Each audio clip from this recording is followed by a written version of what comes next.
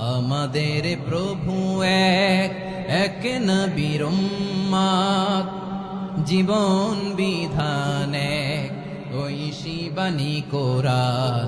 তবে কেন এক নও হে মুসলমান, এক হও করিয়া হবান।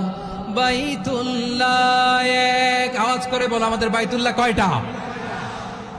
বাইতুল্লাহ এক, মদিনা শরীফ এক, উহুদ পাহাড় এক, বদরের মাঠে একটা তো জীবন আর মরণ যে একটাই, এক সাথে মিলে মিশে একটাই প্রাণ।